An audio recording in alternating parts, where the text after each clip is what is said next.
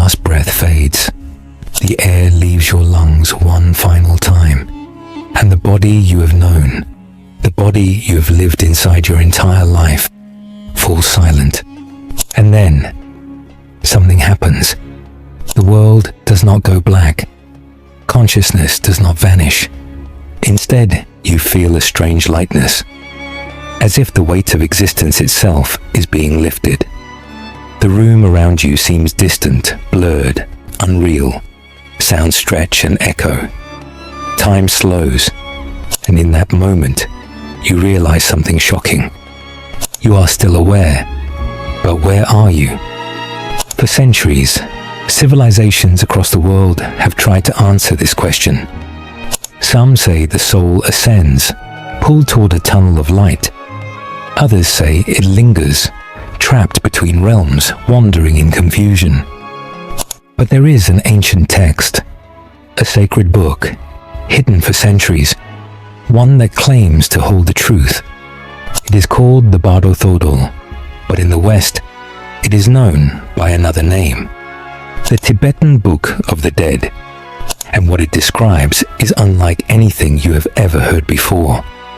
Not myths, not speculation, but a precise, step-by-step account of what happens after death. It is not just a religious text, it is a map, a guide written to lead the soul through the most mysterious and terrifying transition of all. And if this book is correct, then death is not the end. It is a passage, a test, a gateway to something far greater or far more terrifying than you could ever imagine. Because according to these teachings, the moment you die is only the beginning. The Bardo Thodol describes a series of events that unfold in the minutes, hours, and days after death. A journey through visions, illusions, and choices. A series of gateways where the mind, free from the body, faces its own fears, its own karma, and its final destiny. Some will transcend. Most will return. But only those who understand the truth can navigate what comes next. And so the question is no longer what happens when we die. The real question is, will you be ready? There is a book, not an ordinary book, not something found on a shelf waiting to be casually read. This book was meant to be hidden, meant to be kept away from the unprepared, because what it reveals changes everything. It is known as the Bardo Thodol, the Tibetan Book of the Dead. A text not written for the living, but for those who have already crossed over. A map of the afterlife. A guide to what happens after your final breath. But where did it come from? And more importantly, why was it buried in secrecy? Its origins trace back over 1,000 years to a man who was more than just a scholar, a mystic, a sorcerer, a legend. His name was Padmasambhava. To Tibetan Buddhists, he is not just a historical figure. He is a force, a being so powerful, so enlightened, that his presence still lingers in the fabric of reality itself. In the 8th century, Padmasambhava was invited to Tibet to bring Buddhism to a land still ruled by ancient shamanic traditions. But what he encountered was not just resistance, it was war. The old gods, the spirits of the land, the unseen forces did not welcome him. And so, Padmasambhava did not simply teach, he battled. Through ritual, through magic, through mastery of forces beyond human comprehension, he subdued the spirits, not by destroying them, but by binding them, integrating them, forcing them to serve the path of enlightenment. And it was during this time that he wrote a book unlike any other, a text that would guide souls through the most terrifying, most crucial journey they would ever face, the journey through death. But he knew the world was not ready for this knowledge. He knew that if the teachings fell into the wrong hands, they would be lost, corrupted, or worse, used for power instead of liberation. So he did something radical. He hid it. He concealed the Bardo Thodol in remote caves, locking its wisdom away for future generations. Only those who were meant to find it, those who were truly ready, would uncover its secrets. And for centuries, the book remained in the shadows, a whisper among the initiated, a secret held by monks who spent their lives preparing for the moment of death. But now, something has changed. The book has resurfaced. The knowledge is being revealed. Why? Why now, after centuries of silence? Perhaps the world is shifting. Perhaps consciousness is evolving. Or perhaps something wants us to remember. Death is not instant. The body may stop, but the self remains. For a brief moment, seconds, minutes, maybe even hours, you are still here. Aware, watching, feeling something beyond anything you have ever known. In those first moments after death, there is no pain, no struggle, no weight holding you down. Instead, there is a strange lightness, a sense of separation. The Tibetan masters called this the Chikai Bardo, the first stage of the afterlife, the transition, the moment the soul begins to leave the physical world. And what happens next depends entirely on whether you are ready for it. Some describe floating above their own bodies, looking down at the lifeless form they once inhabited. Others say they feel a pull, as if something is guiding them toward an unknown destination. Near-death survivors, those who have been to the edge and returned, tell eerily similar stories. They speak of tunnels of light, of voices calling their names, of a presence, something watching, waiting. They describe a sudden flood of memories, a replay of their entire lives in a single, overwhelming instant. The Tibetan Book of the Dead describes this too. It speaks of the moment when the veil lifts, when all illusions fall away, and the soul sees its true nature. For those prepared, this is the greatest opportunity. A chance to recognize the clear light, the infinite consciousness beyond time, beyond form, the gateway to ultimate liberation. But for most, it is too much. The light is too intense, the truth too vast. Fear takes over. The mind clings to what it has always known. And in that moment of hesitation, the opportunity is lost. The soul retreats, and what follows next is far more unpredictable. Some find themselves drifting, lost in familiar places, unable to accept that they have died. Some enter visions of beauty, of peace, believing they have reached paradise, only to realize later that it is just another illusion. And others step into something far darker. The Tibetan masters warned of this, that if the soul does not recognize the truth in those first moments, if it does not let go of fear, of attachment, it will enter a realm shaped entirely by its own mind. A world where thoughts take form, where fears manifest, where what happens next is no longer dictated by physical laws, but by the deepest, most hidden parts of the soul itself.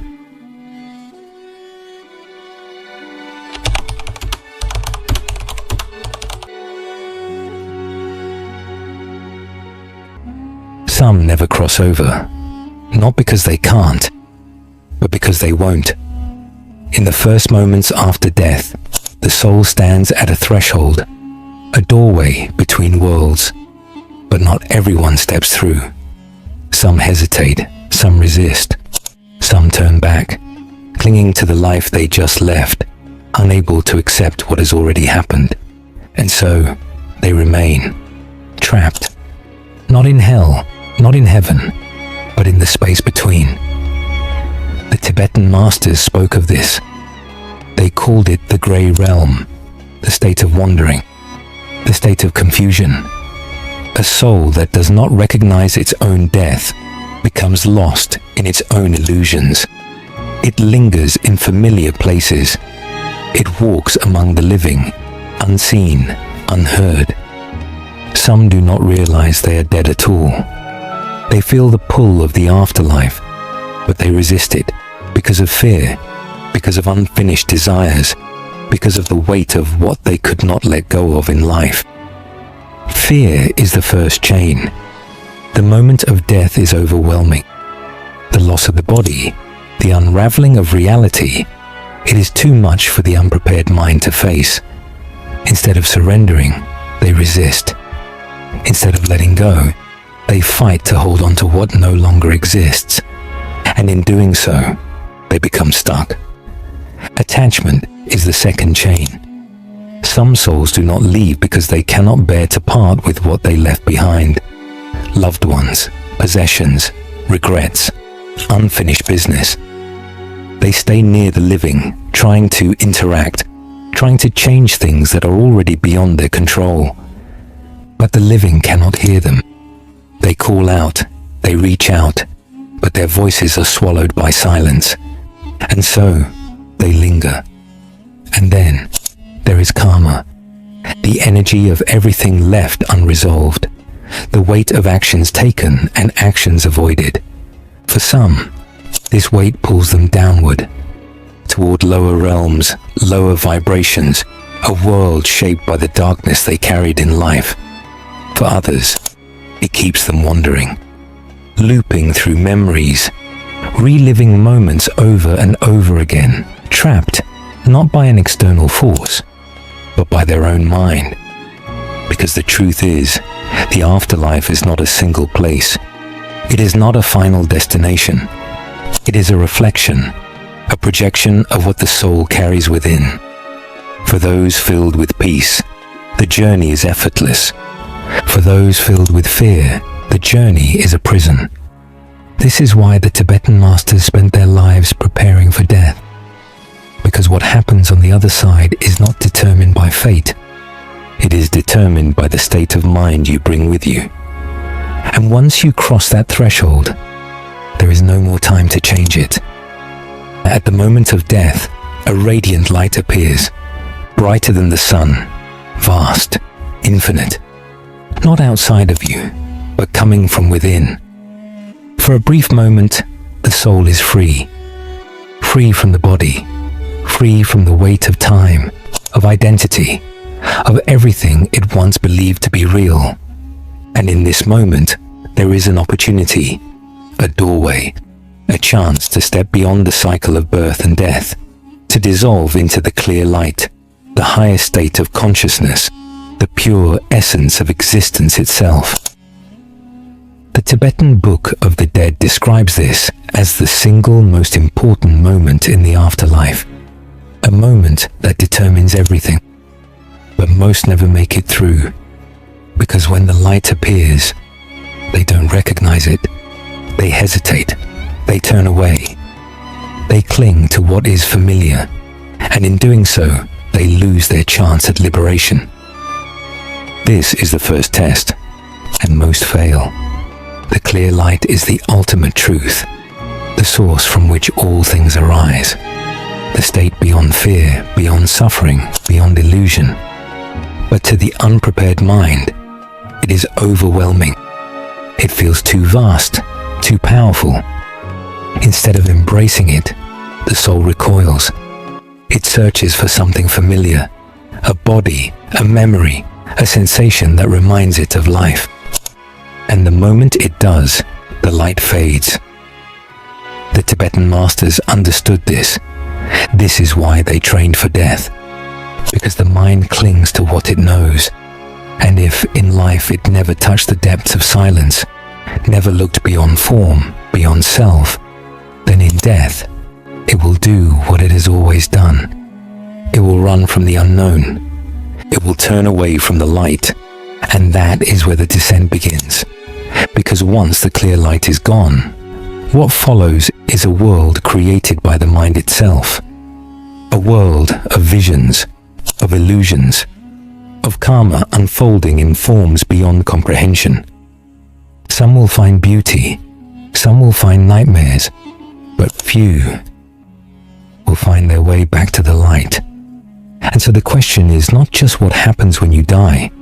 The question is, will you recognize the truth when it appears, or will you, like most, look away?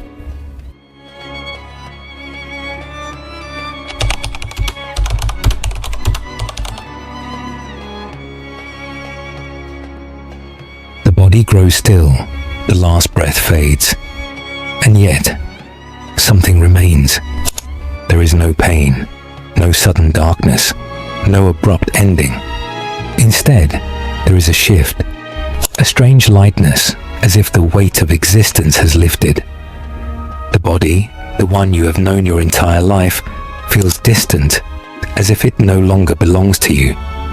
And then you see it, yourself, lying motionless, silent, a lifeless shell that was once you. Some souls understand immediately. They know they have crossed the threshold, but many do not.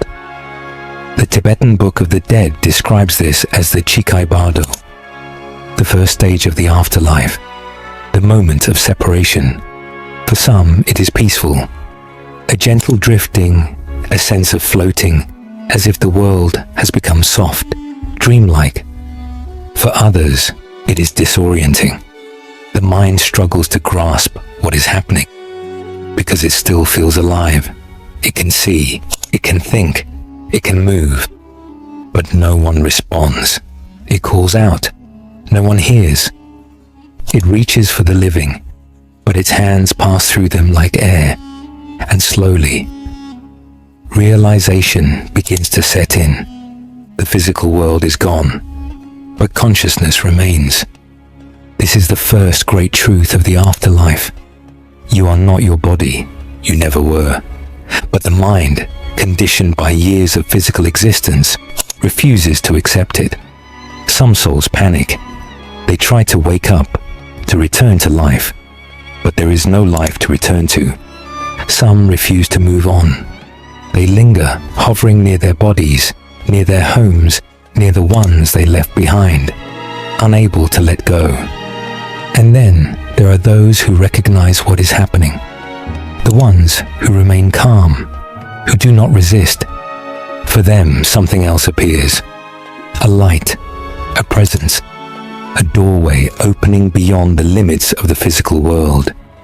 But not all will enter, because the journey ahead is not easy. The illusions of the mind are about to take shape. And for those who are not prepared, the real test is only beginning. The light fades, and something else begins. The physical world is gone. The body, the breath, the heartbeat, left behind like a dream that has ended. But now, a new world takes shape, a world of visions. Some souls find themselves in places of indescribable beauty. Golden temples, vast celestial landscapes, figures of light welcoming them with warmth and peace. Others find something far different, a realm of shifting shadows, monstrous beings, terrifying shapes that twist and distort, watching, waiting. Some feel peace, some feel fear. But here's what no one tells you. None of it is real, not in the way you think. This is the Chonyid Bardo, the second stage of the afterlife. A world not built by the universe, but by the mind itself. Everything here is a projection, a reflection of the deepest layers of the soul. Those who spent their lives in love, in peace, in wisdom, they see paradise. Those who lived in fear, in guilt, in anger, they see their demons. But both are illusions, because in this realm, thought becomes form. The Tibetan masters warned of this. They knew that the afterlife is not a place of judgment, but a mirror. You do not face gods or demons. You face yourself. The peaceful figures, the divine beings, they are the reflection of your highest self. The terrifying monsters, the raging forces, they are the fears you never confronted in life. But here is the secret. neither can harm you, unless you believe they can. Because the moment you react, the moment you run, the moment you fight, the moment you try to escape, you are caught in the illusion. And the deeper you fall into it, the harder it is to wake up. Those who recognize the truth, who see through the visions, who do not attach to the beautiful or the terrible, they move forward. They see the light again. But those who don't, they stay, locked in a world of their own creation, not by force, but by choice. And so, the question is not whether the visions are real. The question is, will you recognize them for what they are?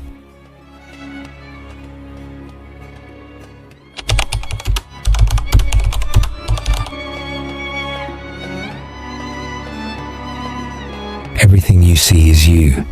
The golden temples, the divine figures, the radiant beings offering peace. They are you, the shadows, the demons, the endless corridors of fear. They are you. Because in the afterlife, there is no external world, only the mind, stripped bare. And for the first time you see it, not through memory, not through the filter of a body, but in raw, undistorted form.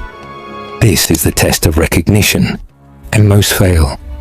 In the Chonyid Bardo, the realm of visions, karma is no longer hidden. The thoughts you carried in life, the emotions, the beliefs, the fears, become your reality.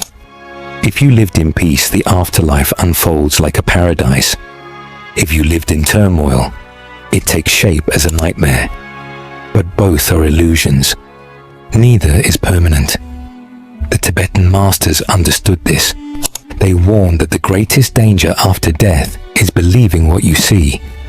Because the moment you attach to the visions, whether beautiful or terrifying, you become trapped.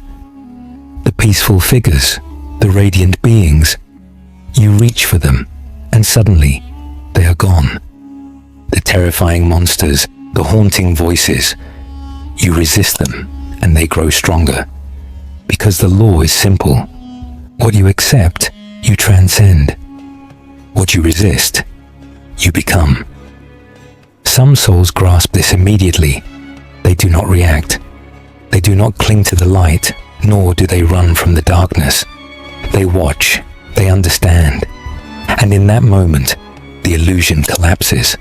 The visions fade, the world dissolves, and the light appears again. But for those who fail, for those who grasp at paradise, for those who flee in fear, the cycle continues. Karma pulls them downward, toward the next phase, toward rebirth. And so, the afterlife is not about judgment. There is no heaven, there is no hell, there is only reflection. And the question is not whether the visions are real. The question is, will you recognize them before it's too late? The air trembles, a shadow moves, then another, and suddenly they are everywhere. Monstrous faces, twisting forms, eyes burning like fire, voices that shake the very fabric of reality. They roar, they reach, they surround you. But here is the truth no one tells you. They are not real, not in the way you think. The Tibetan Book of the Dead describes these figures in detail. Beasts with 1,000 arms, deities with fangs dripping with blood, beings that tear at the sky and howl in rage. They are terrifying, unrelenting, but they are not here to destroy you. They are here because you brought them with you. They are not demons. They are not punishments. They are you.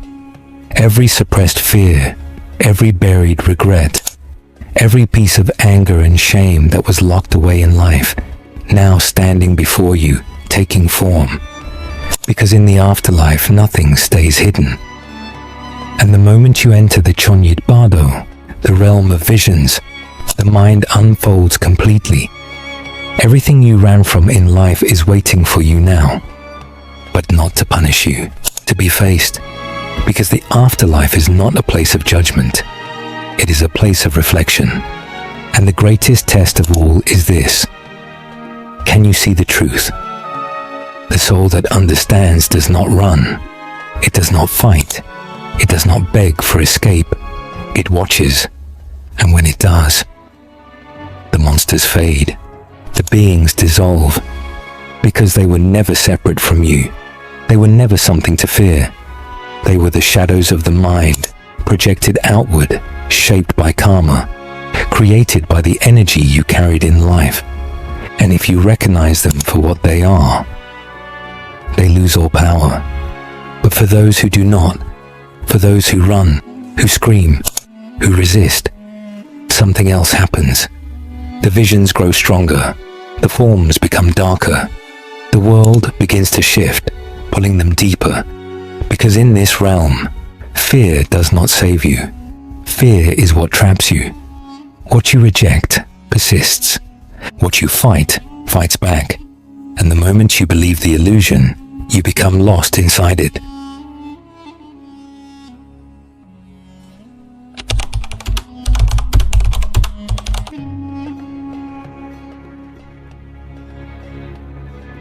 Silence. The chaos is gone. The shadows fade. The roaring stops. And in their place, something else appears. A vast, golden light. A presence beyond words. Peaceful, radiant, infinite. Figures emerge, luminous beings, gentle and wise. Some take the form of Buddhas, deities of light, celestial guides. Others appear as ancestors, familiar faces filled with warmth. They do not speak, yet you understand. They are here to help, but only if you recognize them, because just like the wrathful beings before them, they are you. The Tibetan Book of the Dead describes this as the final chance. The last moment in the afterlife where true liberation is possible. If the soul recognizes these beings as projections of its own higher nature, if it does not cling to them, if it does not worship them as something separate, then it is free. No more rebirth, no more illusions, no more suffering, only light, only liberation. But even now, most fail, because even peace, even beauty can be a trap. The mind, untrained, sees these beings and reaches for them. It desires to stay, to attach, to merge into paradise, into comfort, into something outside itself. And the moment it does, the beings fade. The light dims, and slowly, the next stage begins. Because those who do not recognize the illusion, those who still believe in division, in separation, in something beyond themselves, they are not ready. And so the journey does not end. It continues into the next realm, into the next test, and for most, into the cycle once again. The light fades, the visions dissolve, and now there is only movement, a pull, a force drawing the soul forward, subtle at first, then stronger, unstoppable. This is the Sidpa Bardo, the final stage, the moment where destiny unfolds. For most, there is no choice. The weight of past actions, past thoughts, past desires, this is what pulls the soul into its next life. Because karma is not just an idea, it is a force, a current, a river that carries the soul toward the next body, the next experience, the next illusion of existence. Everything that was left unresolved in life, every attachment, every craving, every fear, becomes the blueprint for what comes next. Some souls feel drawn toward warmth, toward new parents, new homes. They see glimpses of faces, of places. They are pulled into bodies waiting to be born. Others, burdened by pain, by guilt, by the weight of their past, descend into lives of struggle, of hardship, of suffering, not as punishment, but as a reflection, a continuation of the energy they carried within them. This is how the cycle continues. Birth, death, rebirth, again and again, until the lesson is learned. But a rare few choose something else. These are the souls who recognize the illusion, who see through the pull of karma, through the longing for form, for identity, for another life. Instead of following the current, they step outside of it. They do not attach. They do not resist. They simply let go. And in that surrender, they break free.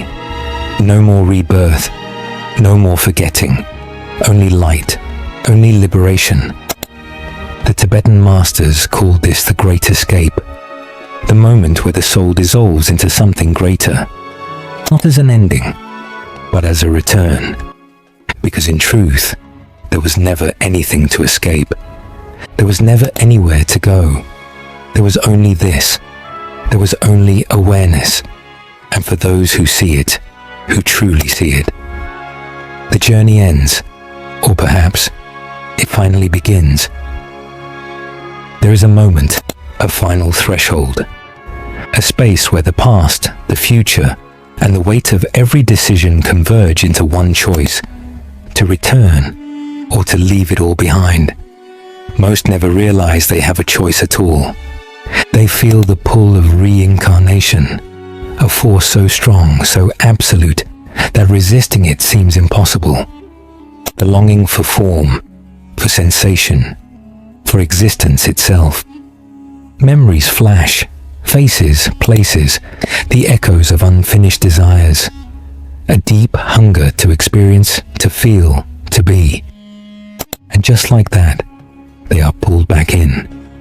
A new life begins, a new body, a new identity, a continuation of the same lessons, the same struggles, the same illusions over and over again.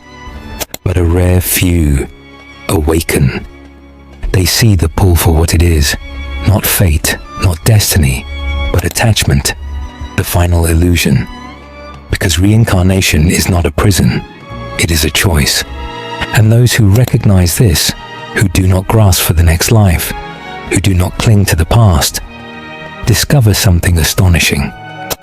The pull begins to weaken, the cycle begins to loosen, and in that space of stillness, a door appears. A door beyond birth, beyond death, beyond existence itself. But stepping through it requires something most are not ready to surrender: the self.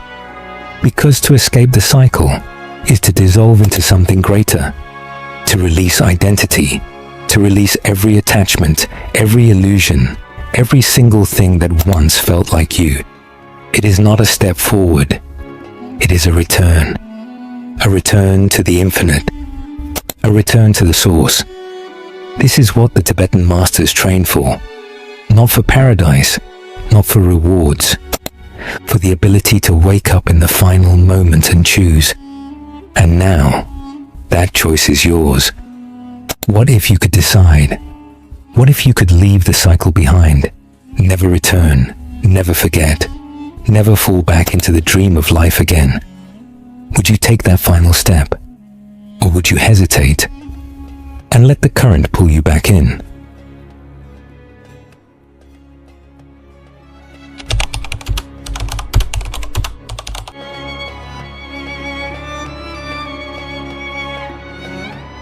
The Bardo Thodol was never just a book for the dead.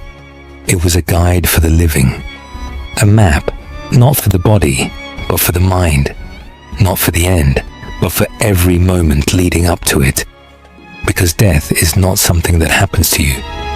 It is something you must prepare for. The Tibetan masters knew this. They understood that the state of mind at the moment of death determines everything. And so they trained. Not in temples made of stone, but in the vast, silent spaces of their own consciousness. They practiced dying. They lay still for hours, breathing slowly, detaching from their own bodies, as if they had already left them. They meditated on the dissolution of self, watching thoughts rise and fall, emotions appear and vanish. learning to let go of every attachment before death forced them to. Because if they could master detachment in life, they would not fear it in death. They visualized the bardos, the states between worlds, so that when the time came, when the visions appeared, when the illusions of the mind took shape, they would recognize them, they would see through them, and instead of being pulled back into the cycle, they would move beyond it. Liberation would not come by accident, it would come by mastery. And here is the greatest secret of all. Mastering death is not about what happens after the final breath. It is about how you live, because the same forces that shape the afterlife, attachment, fear, desire, illusion, are shaping your reality right now. The same mind that will project visions in the bardos is the same mind projecting your life today. And so, the monks prepared, not just to die well, but to live fully, without clinging, without fear, without illusions clouding their vision. Because to master death is to master the art of letting go. And those who learn to let go are free. There is a reason you were never taught this.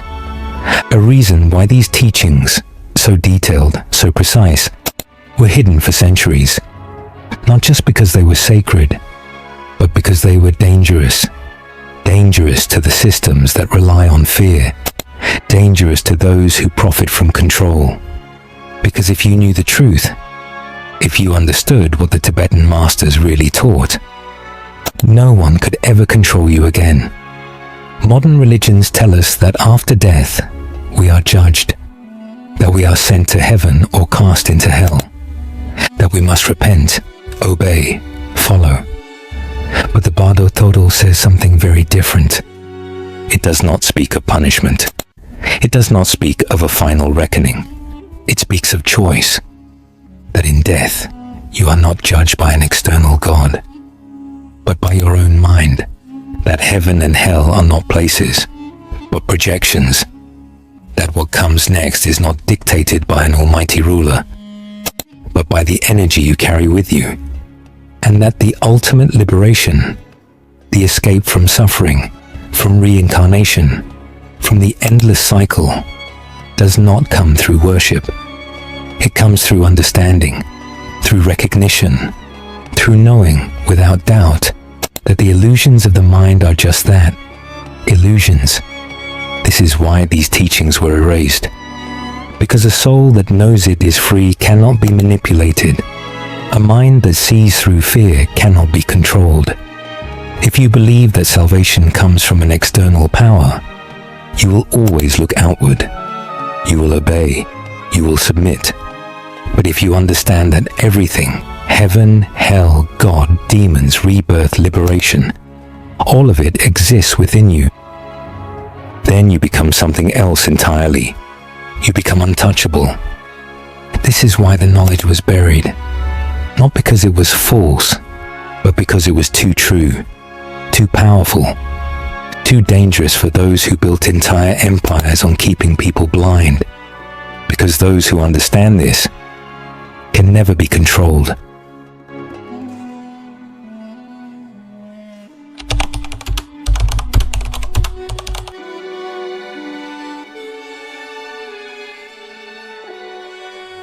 Science is just now catching up.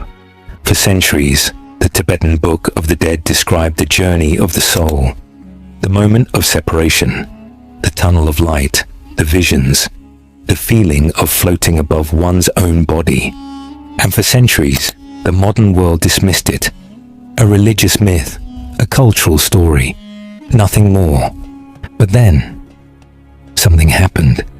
Doctors, scientists, and researchers began collecting stories, testimonies from those who had died and returned. And what they found was impossible to ignore. People across the world, from every background, describing the same thing. A sudden feeling of detachment from the body. A light, blinding, radiant, all-encompassing. Beings waiting for them. Sometimes peaceful, sometimes terrifying.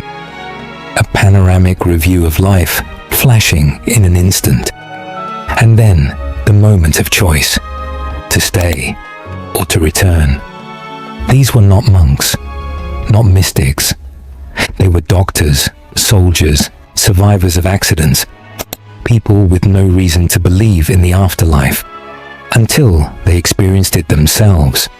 And when scientists studied these reports, when they measured brain activity in the final moments of life, they discovered something shocking. At the point of death, something happens. Neuroscientists found that as the body shuts down, the brain surges, a final burst of electrical activity, unlike anything seen in waking life, a sudden, intense flood of consciousness. And in that moment, something separates, something moves beyond. Some call it the mind, some call it energy. The Tibetan masters called it awareness. Quantum physics suggests that at the smallest level, reality is not solid. It is not fixed. It is not even separate from the observer. That consciousness and reality are linked. That the universe itself is not made of matter, but of perception. And if this is true, then death is not an ending. It is a transition, a shift in awareness from one state to another. The monks knew it first. Science is just now catching up. And soon, even the skeptics may have to ask themselves the question no one wants to face. What if the afterlife isn't a belief? What if it's real?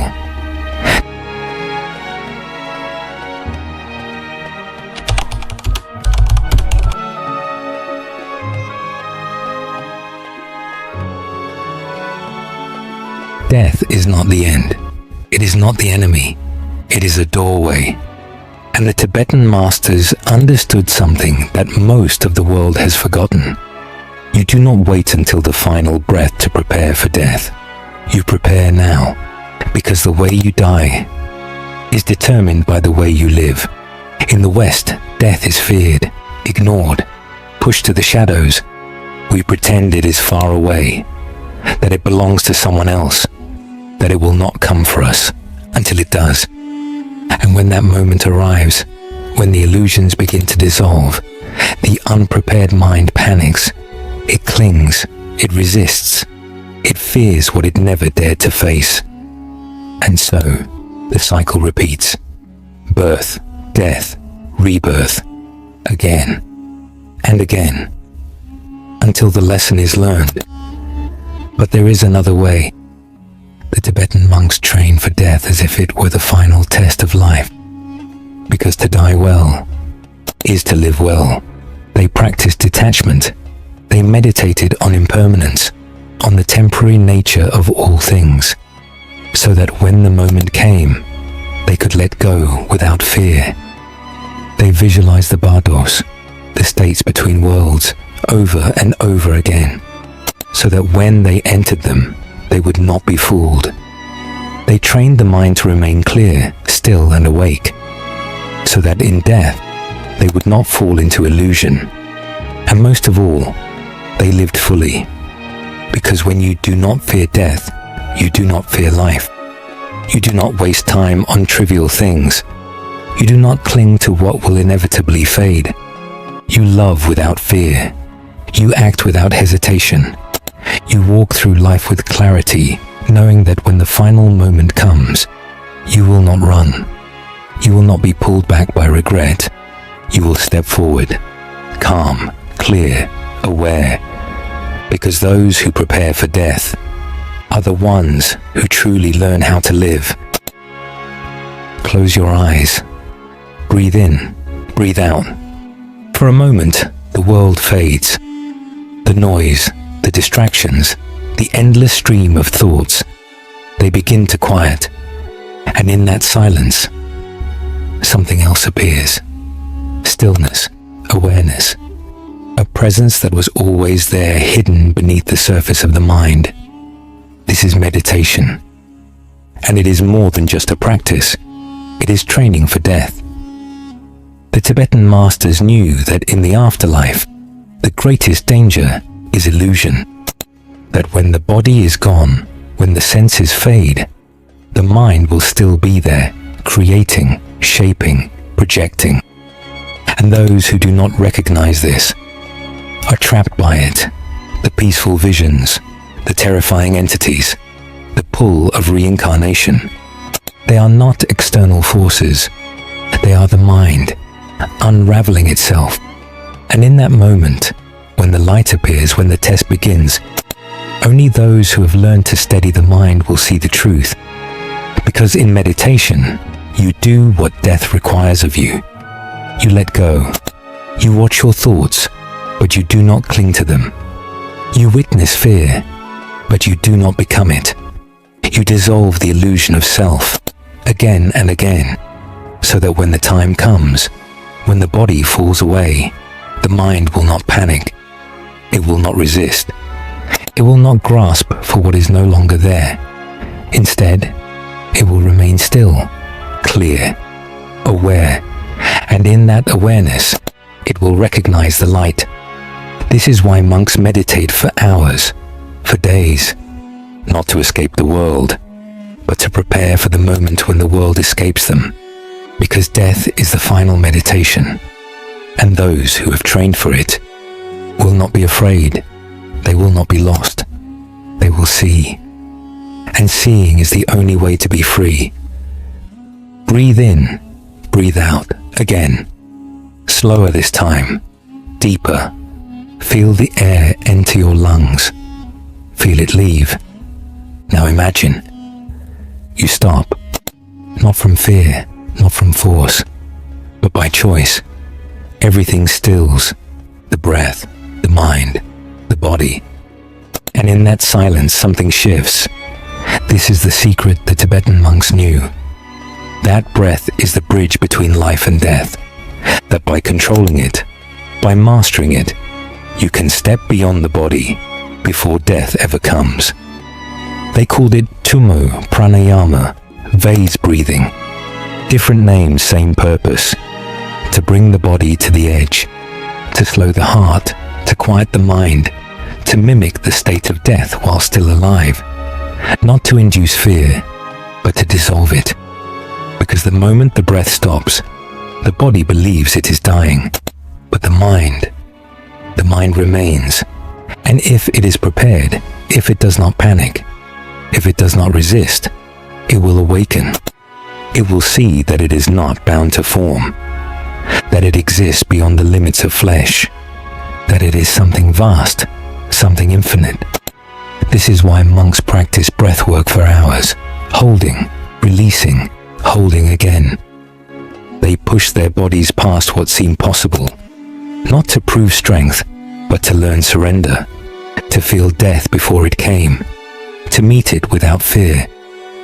Because those who can stop breathing and remain still, who can face that moment and not recoil, they will not struggle when the real test arrives.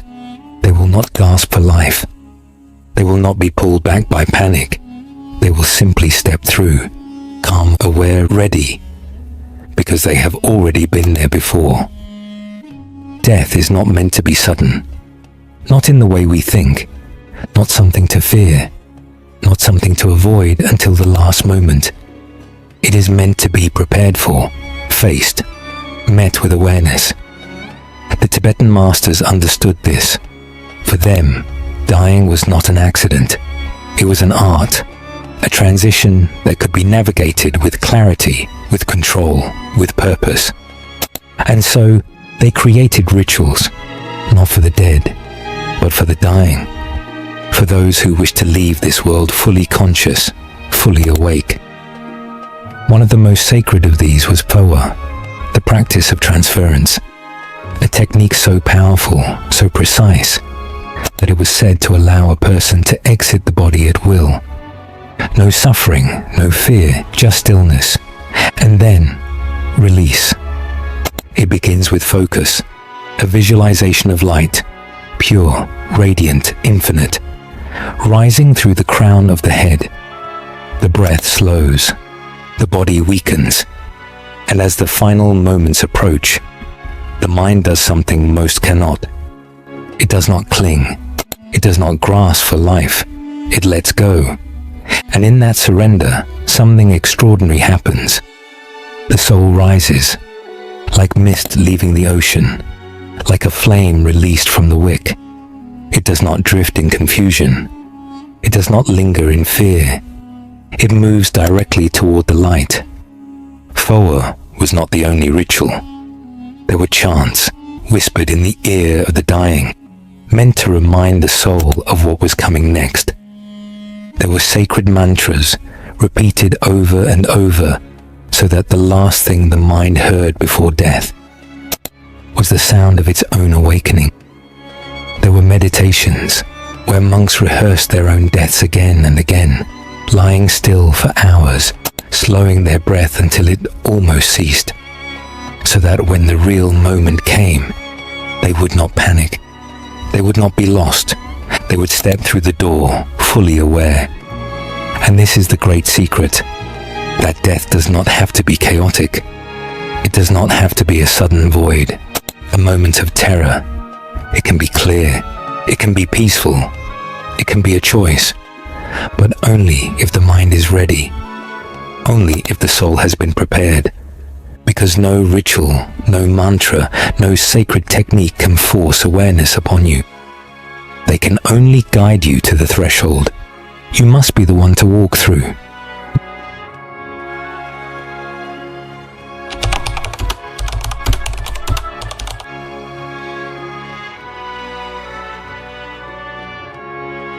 Death is not random, not to those who understand it. Not to those who have spent their lives preparing for the final moment. Because the Tibetan masters knew something few do. You do not have to die in fear. You do not have to be pulled away, confused, lost in a storm of memories and attachments. You can leave this world with clarity, with choice. You can control the moment of death. The secret lies in the mind, because death is not about the body. The body falls away. It was never truly you. What remains is awareness, and where that awareness goes next, that is determined in the final breath. The monks trained for this moment. They practiced dying before death arrived. They meditated at the edges of mountains, in the depths of caves, slowing their hearts, stilling their minds, learning to detach from the body while still alive. Because if you can detach in life, you can detach in death. And if you can detach in death, you are free. Some monks were said to choose their final moment, to sit in meditation, eyes half closed, breath slowing, as if preparing for sleep. Then, without struggle, without hesitation, they simply left. No suffering, no confusion. Just a final exhale, and the awareness rising beyond the body. They called it Samadhi death, the moment of conscious departure, a perfect transition, because to them death was not an end. It was a passage, a doorway, and those who stepped through with awareness, they were not pulled back, not trapped in illusion, not caught in fear. They did not wander. They did not return. They simply dissolved into light, into the vastness beyond form. And so the question is not whether death will come. It will. The question is, will you be ready?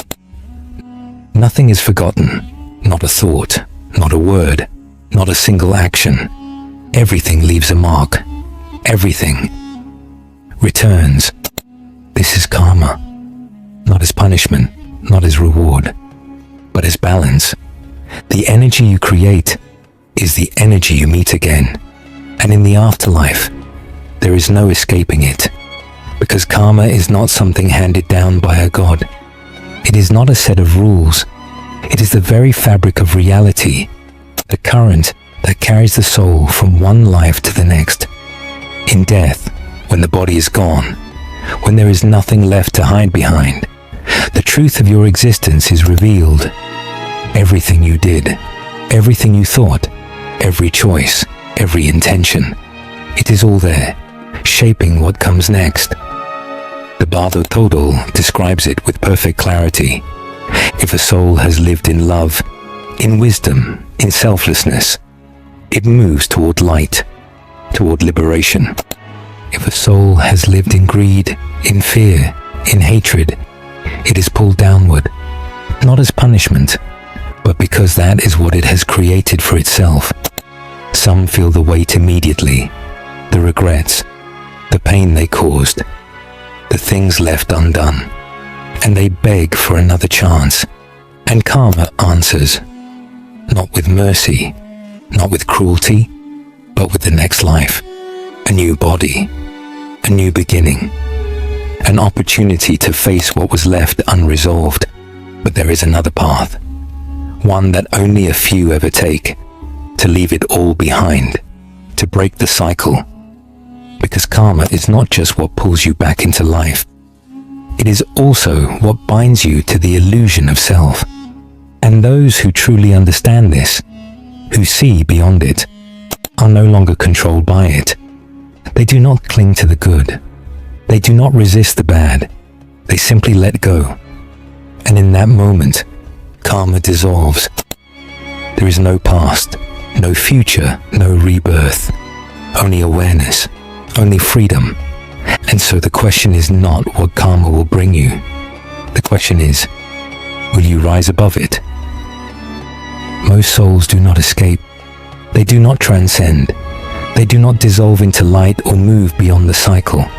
They return, again and again, lifetime after lifetime, body after body, not because they are forced to, but because they do not realize they have a choice.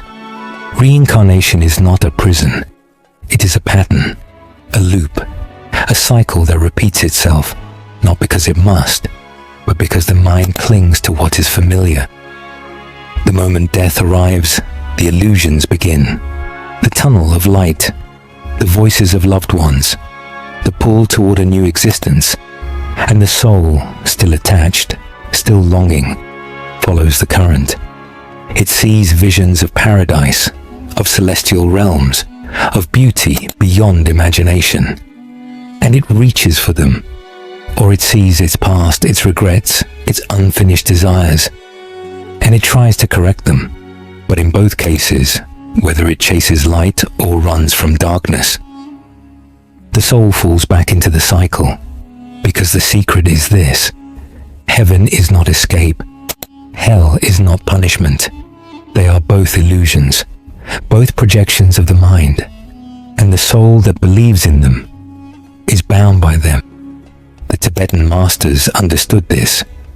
They warned that even the most beautiful visions are a trap, that if you reach for them, if you desire them, if you attach to them, you will return. Because desire itself is the chain, the longing to experience, to be, to exist as something separate from the whole. This is what pulls souls back into bodies, what keeps them moving through the cycle of birth and death. The cycle does not hold you.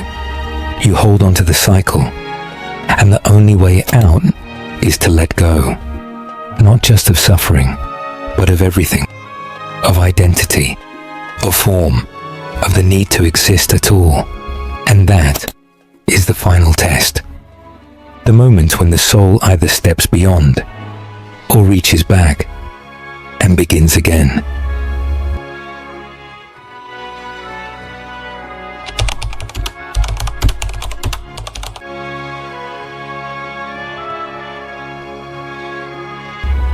What if you saw the truth before death came?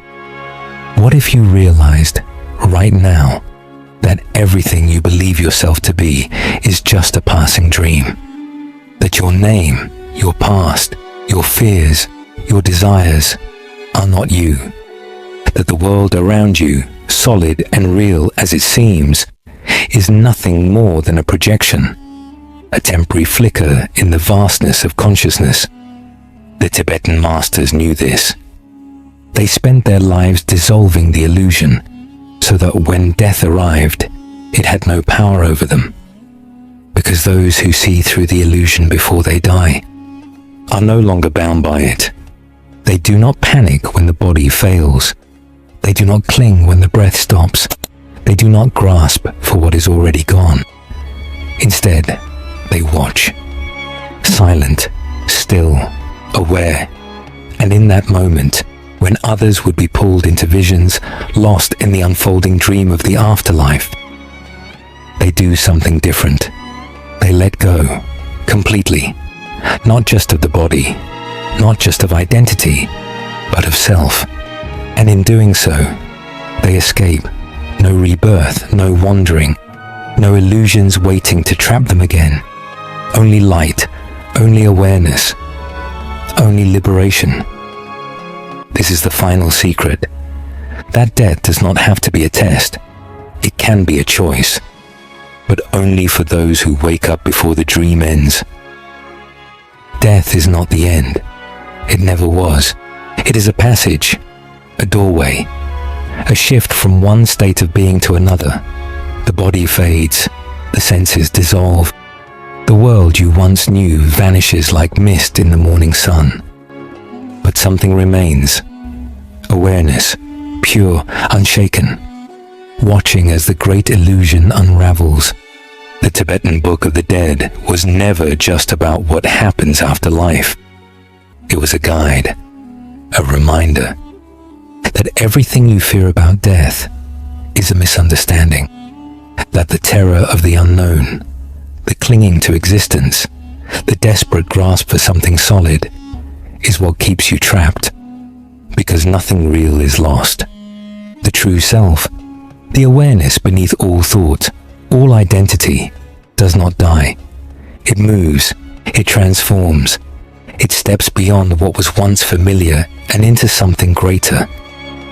But few ever realize this, because few are prepared to let go. They see death as an ending, a void, a darkness, and in that belief, they make it real. But the monks knew.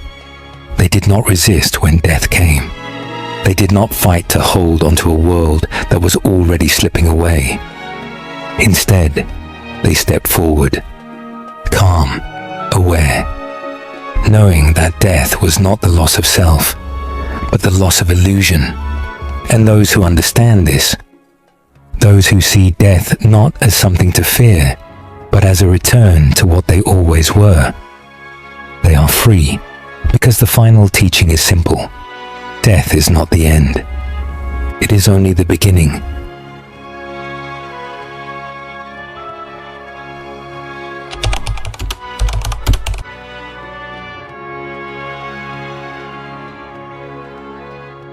Beyond the bardos, beyond the illusions, beyond the final breath, what remains?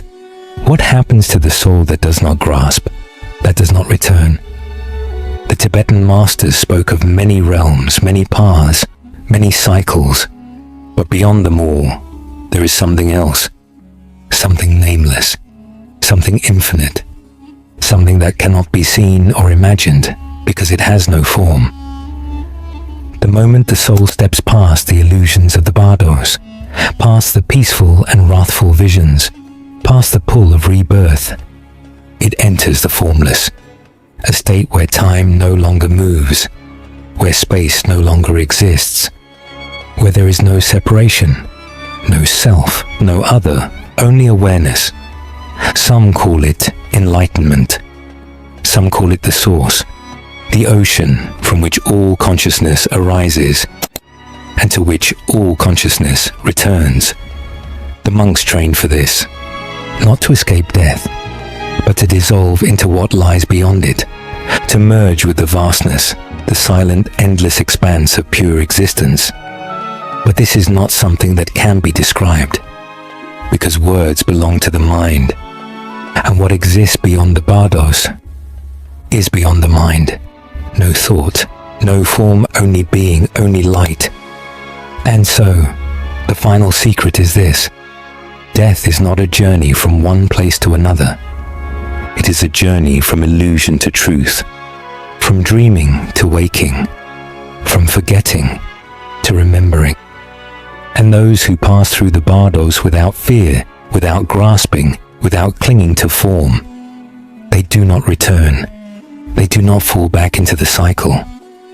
they become what they always were, what they always will be, the infinite, the awareness beneath all things, not lost, not gone, but home. What if this book is right? What if everything you have been told about death was incomplete? What if the final breath is not an end, not a void, not an oblivion, but the beginning of the greatest journey you will ever take? The Tibetan Book of the Dead has survived for centuries, passed from teacher to student, whispered in the ears of the dying, hidden away until the world was ready to hear it. And now it has reached you, not by accident, not by coincidence, but because something within you is already searching, already questioning, because the truth has been buried, and those who uncover it are never the same again. What if the book is right? What if the moment of death is not something to fear, but something to prepare for? What if everything you see after that moment, the light, the darkness, the gods, the demons, are all reflections of your own mind? What if there is no judgment, no heaven, no hell, only a test to see if you recognize the illusion, a test to see if you are ready to step beyond it? If the book is right, then everything changes. Fear dissolves. The grip of the material world loosens. You stop chasing. You stop clinging. You stop running from death and start preparing for it, because those who prepare are free. And so the real question is not whether this book is true. The real question is, are you ready to see for yourself?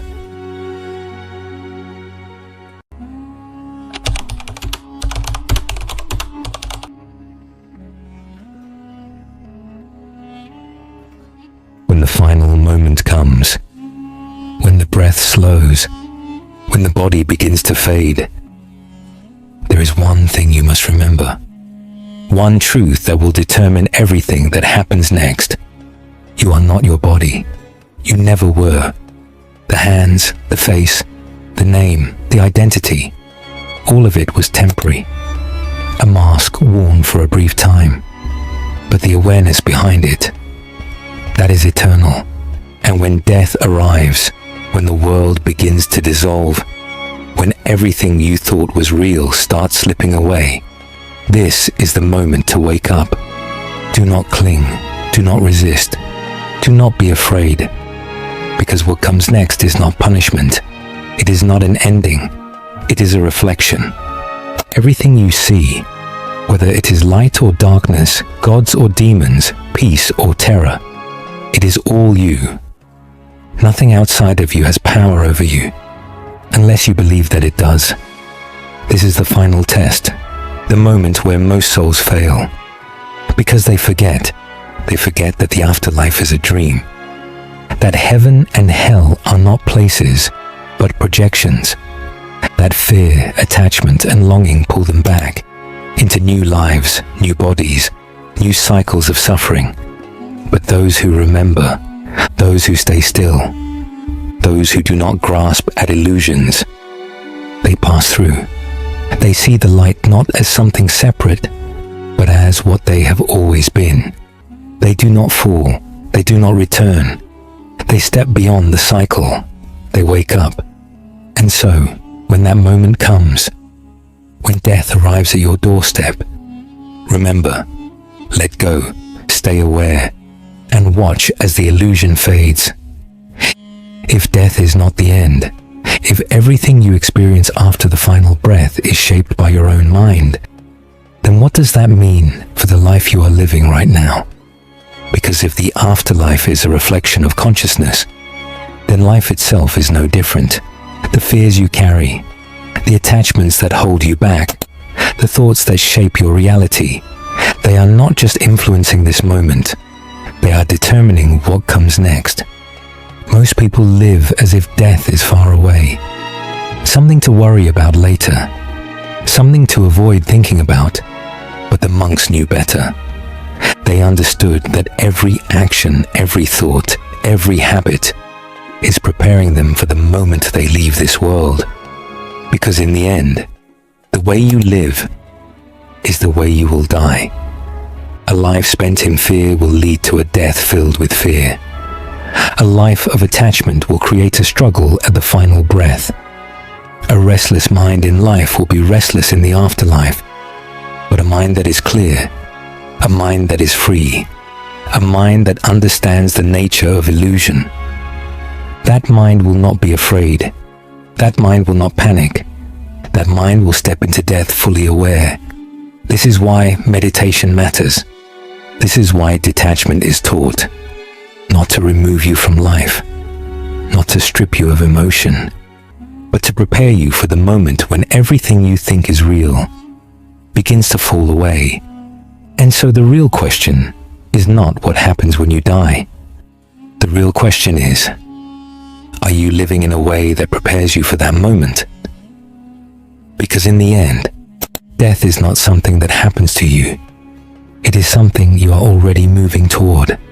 And when the time comes, will you be ready? What if everything in life has been preparing you for one final test?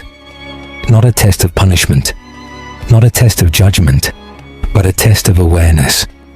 Because when the last breath leaves your body, when the world dissolves, when you are no longer what you once believed yourself to be, something happens, a moment of clarity, a single opportunity, a door appears, and in that instant, everything depends on whether you recognize it. The Tibetan masters understood this. They knew that death is not chaos. T is precise. It follows a pattern, a sequence of illusions, unfolding like a dream, each one designed to see if you will cling or let go. If you chase the visions, if you fight the fears, if you hold on to the last remnants of self, you fail and the cycle begins again. But if you stay still, if you watch without grasping, if you see through the illusions instead of falling into them, you pass, not into a heaven, not into a paradise, but into something greater, something beyond all description, a return to what you always were, before birth, before time, before identity. And that is the great secret, that death is not the end. It is the final question, the last moment where you decide, do I return or do I wake up?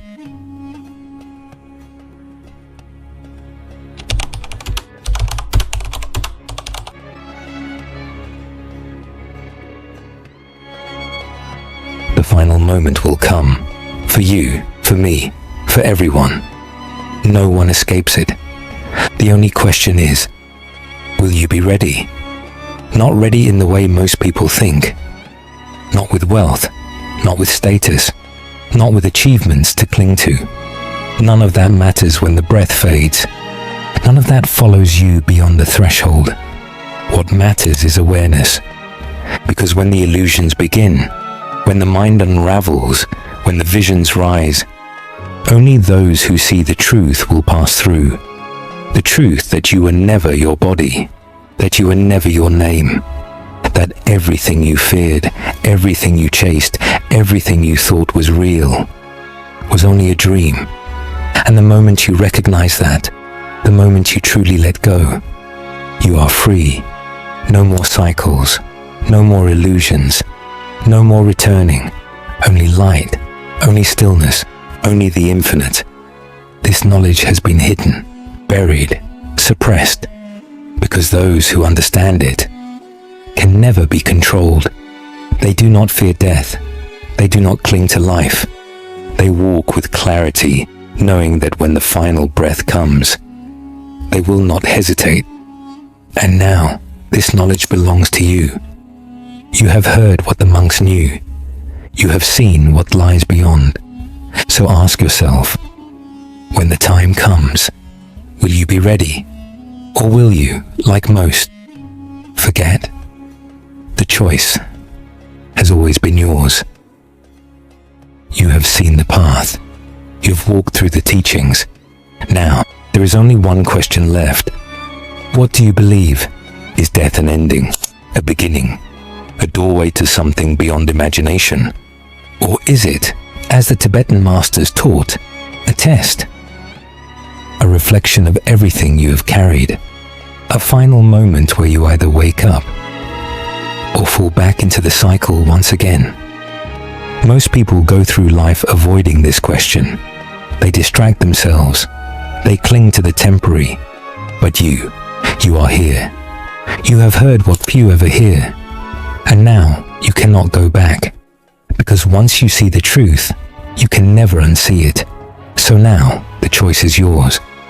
To live as if death is far away, or to prepare as if it is the greatest journey you will ever take.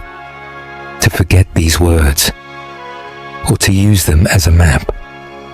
Because when the moment comes, when the breath slows, when the illusions rise, only one thing will matter. Did you awaken, or did you sleep through it all? What do you think happens after death? Comment below. Let's start the conversation. And if you're ready to go deeper, if you want to uncover the mysteries beyond this life, subscribe. Because this is just the beginning. Energy follows awareness. And now that you see, you can never unsee. Thanks for watching.